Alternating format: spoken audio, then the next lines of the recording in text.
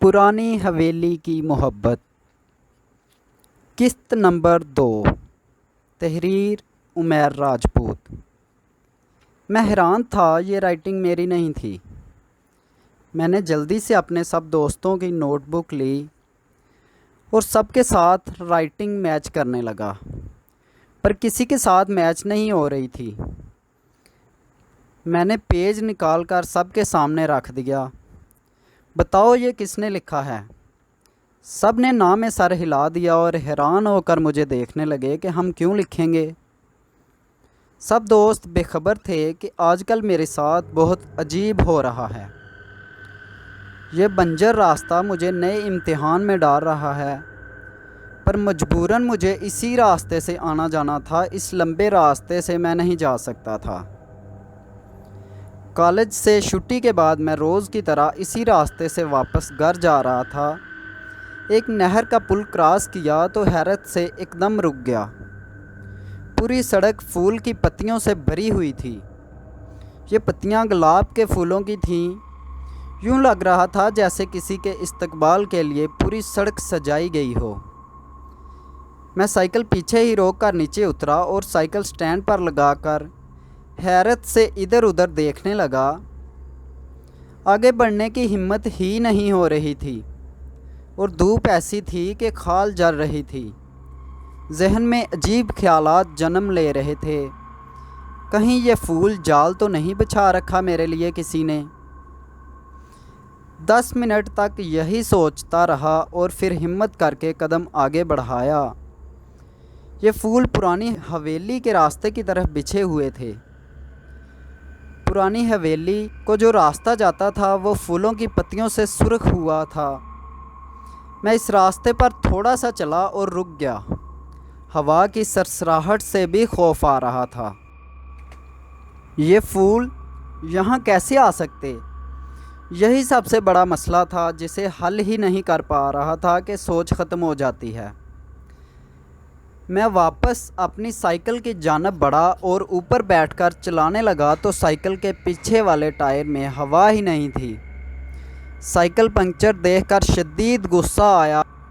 गर्मी से जान निकलने को हो रही थी। घर काफ़ी दूर था, पैदल चलना भी मुहाल था, वो भी इस गर्मी में। साइकिल लेकर चल रहा था कि हवा का तेज़ झोंका आया जिससे साइकिल मेरे हाथ से छूट कर दूर जा गिरी। यूँ महसूस हो रहा था जैसे साइकिल किसी ने पकड़कर दूर पटक दी हो और कोई मुझे जाने से रोक रहा हो। दिल में ये भी ख्याल आ रहा था कि ये फूल जो बिछा रखे हैं ये सब एहतमाम मेरे लिए है, और हंस कर ये बात खुशफहमी में टाल दी। गर्मी से बस हो रही थी, दिल तेज़ तेज़ धड़क रहा था और साइबान सिर्फ एक ही था यहाँ, वही दरख्त जिसके नीचे मैं सो रहा था। पर अब इसके नीचे जाने वाली गलती मैं दोबारा नहीं कर सकता था। मुश्किल से साइकिल उठाई और टायर की परवाह ना करते हुए मैं ऊपर बैठकर चलाते हुए गांव साइकिल पंचर वाले की दुकान पर खड़ी की और ख़ुद पसीने से फुल भीगा हुआ घर पहुंचा। अहमद के लिए पानी लाओ, अम्मी ने मेरे पास आते हुए कहा। अम्मी मुझसे कुछ बातें कर रही थी जो मैं सुन नहीं पा रहा था। मैं अपनी ही सोच में गुम था। मैं इन फूलों का होना, जो भी हादसे हो रहे थे, बस इन्हीं को सोचता रहा था। और अम्मी मुझ में चेंजिंग बहुत अच्छे से महसूस कर रही थी। 3 से 4 बार साइकिल का टायर वहीं पंक्चर हो चुका था, पर इस बात का जिक्र मैंने किसी से नहीं किया और ख़ामोशी से सब देख रहा था कि आखिर आगे क्या होता है। एक रोज़ कॉलेज से छुट्टी हुई तो मैं साइकिल को तेज़ चलाते हुए घर जा रहा था। क्योंकि आसमान पर काले बादल छाए हुए थे, हवा भी रुकी हुई थी जो तेज़ तूफ़ान के आने की निशानी थी। कॉलेज से थोड़ी ही दूर पहुंचा तो कड़क की आवाज़ आई और साइकिल का चैन टूट गया। इसी को अभी टूटना था। ये भी खटारा हो गई है। ऐसे मौसम में चैन का टूट जाना, बहुत गुस्सा आ रहा था।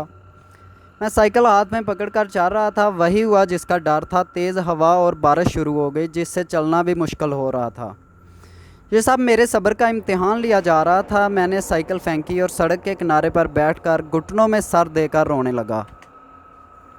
आंसू बारिश के पानी में बह रहे थे, पर रोने की आवाज़ बादलों की गरज से खुद को भी सुनाई नहीं दे रही थी। अहमद, मेरे कानों में एक आवाज़ पड़ी जिसे कोई मुझे पुकार रहा हो।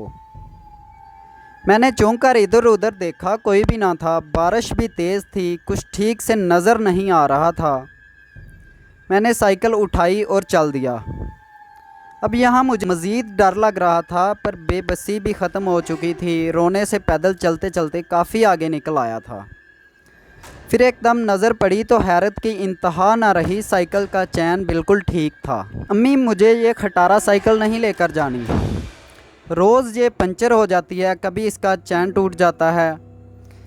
मैं अम्मी से झगड़ रहा था कि इतने में अब्बू भी आ गए और अब्बू साइकिल की तरफ देखकर कहने लगे, अब तो चैन ठीक है, पर ये रास्ते में टूट गया था।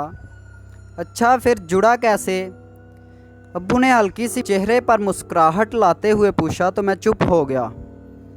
अब मेरा यकीन करो, यह टूटा हुआ था।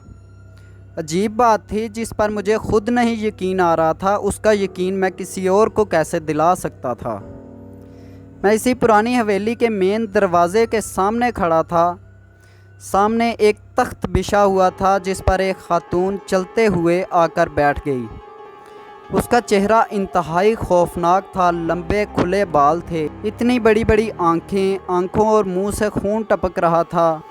काले लिबास में मलबूस खातून चेहरे पर मुस्कुराहट लाते हुए मुझे देख रही थी। अहमद, मेरे पास आओ।